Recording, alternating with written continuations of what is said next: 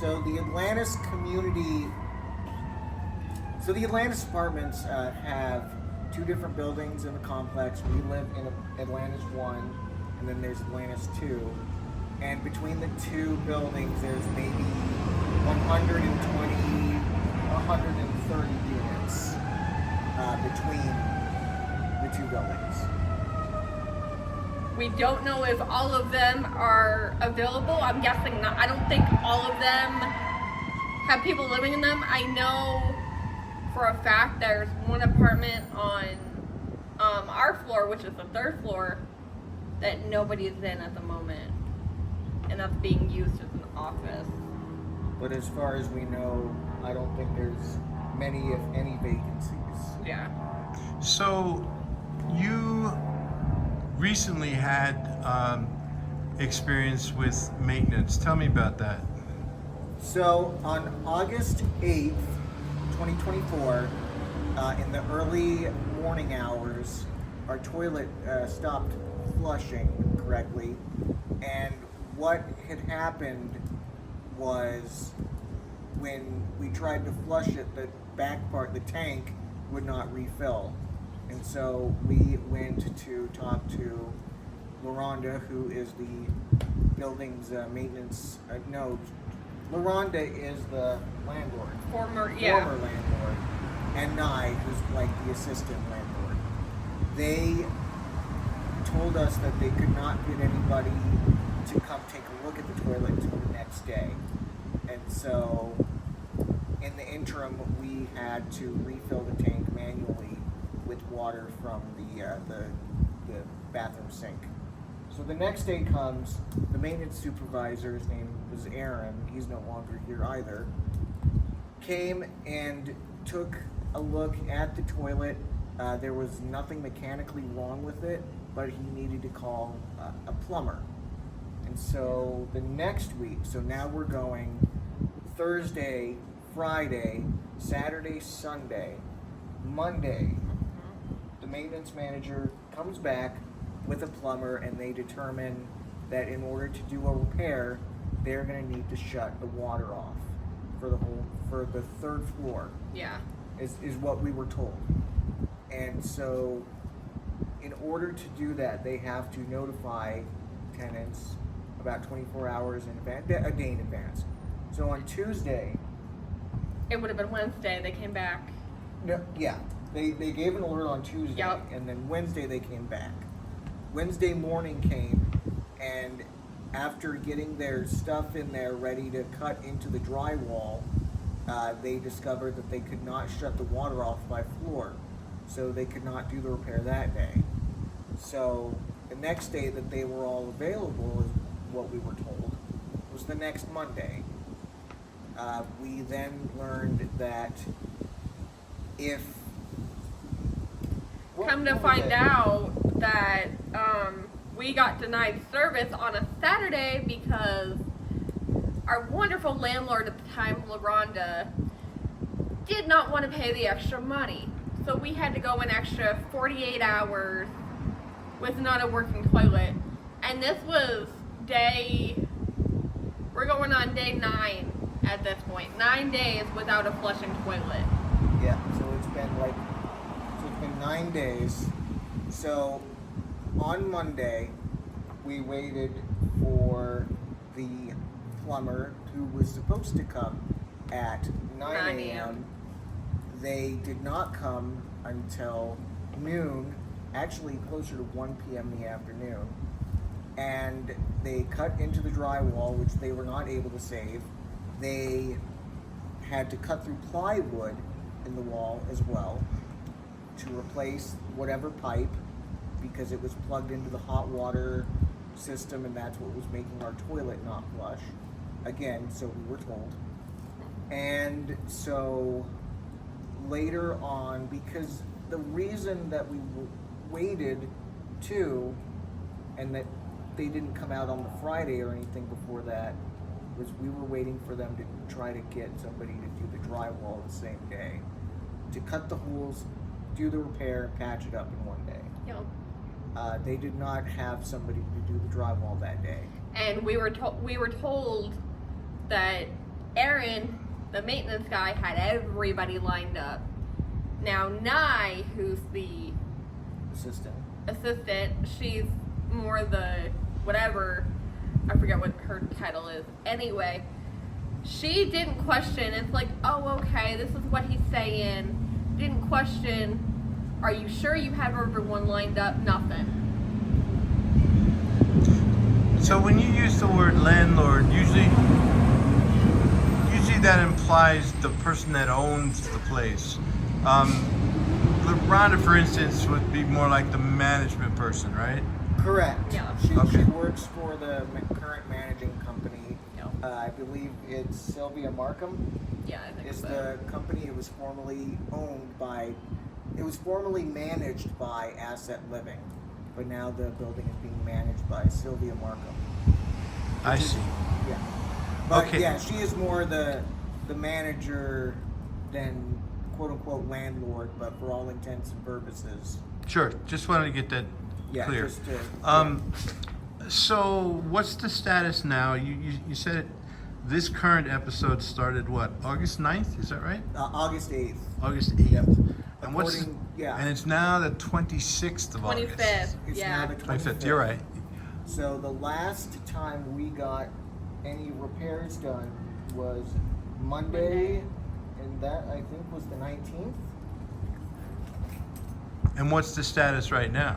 So We have an open hole in our bathroom ceiling, and we have open holes in our bedroom that are covered by plastic and tape.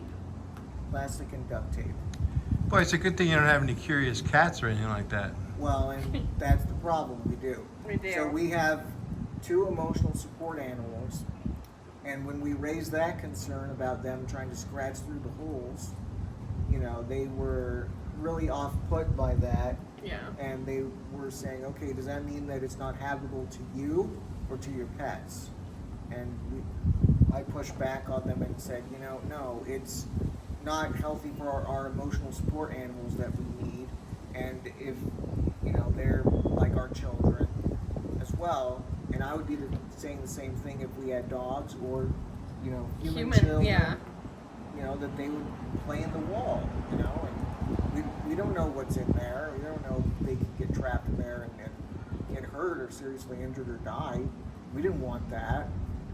So now we have our closet rigged closed with all of our clothing put into another room, all of the items that were in that closet and behind the bedroom door in To another room. Another room. And we have, again, a hole in the ceiling. Yeah. So did management provide you with resources to move that stuff around? Or did you have to do that by yourselves? We had, We pretty much had to do it by ourselves. I will say they moved a shelf back into our room to cover one of the holes, but other than that, we were kind of left to our own devices on that. And where are your expectations right now with these big curiosity caves in the walls and the ceiling? When's that going to be fixed? So Section 8, our Section 8 coordinator, is giving them until the end of the month to fix the toilet, because that was the other thing. Our toilet is making a screeching noise, or was. It does still at times. So we're not even fully convinced that the Since toilet's fixed. But we were also told that we should expect something to happen on Tuesday, because currently, as we're talking right now, it's a Sunday, and it would give them a full working day to try to solve the problem. But realistically, based on our experience, I don't think it's going to get fixed until maybe 2-3 months down the line if we're lucky. I think we're gonna have to probably do what we did the last time, and have a special inspection come out and show them, hey, this is what we're living with. Does this pass? Because that's what we had to do when we had the repairs that needed to be done due to what happened in November when they had to cut into our ceiling to access the pipes for the upper apartment. And it's still half-assed, and that's the hole that they had to. They re-drilled the same hole again. in the ceiling. Yeah. So you are completely unique in that none of the other tenants here has ever had any problems with management and maintenance. Is that right? No, that is That's totally no. not true at all. We have heard a lot of the same frustration that they kind of leave things unfixed, unchecked. We know that one of our neighbors who has since left, he had a fire in his apartment and it damaged his flooring, and he got an insurance settlement, and we were told that the money that the insurance company gave to him, They paid us rent with it. instead of paying a professional to come and fix his floor, they used it towards his rent. You're gonna reach out to other tenants to see if your current experience is something that's familiar, and they're going through or have gone through the same issues with heat and air conditioning, right? Oh yeah. Heat, air conditioning, plumbing, anything, any type of maintenance issues, we want to know about it. Yeah. And I know recently with our problem that we've been having with our toilet and our walls, I guess, we have been in contact with the director of Atlantis Community Foundation, Atlantis Community Incorporated, which are two different entities, but since they share the space, they should know. Atlantis Adapt, as well as members of the Colorado State Legislature and members of Congresswoman Diana DeGette's staff, to make them aware of the issues that are happening here. Recently there was a habitability law that was signed in that put a limit on landlords as far as a time frame where important repairs need to be made so that apartments and the tenants can stay in compliance with the habitability law. And there was other provisions in there too, such as if a dwelling is deemed unsafe or the conditions are such that it would negatively affect your health and safety, they need to accommodate you by paying for a equitable or comparable hotel room somewhere close by. So they have to provide, the hotel has to provide the same number of beds that you have in your apartment, a fridge, a stove. A temporary living quarters, Yeah. essentially. But again, when we tried to broach that subject, we were put off by that as well. The buck kept getting handed off to different people. Talk to this person, talk to this person. It's not my problem. And then when all was said and done, by the time everything was finished for the day, the person that we were supposed to speak to about it left early. So to wrap up, it seems to me that a typical tenant would pay rent, and that would be all they'd be responsible for, and they had a right to expect, prompt, respectful maintenance and appropriate living conditions. It sounds like you're paying rent on top of that rent now, with stress. Am I right about that?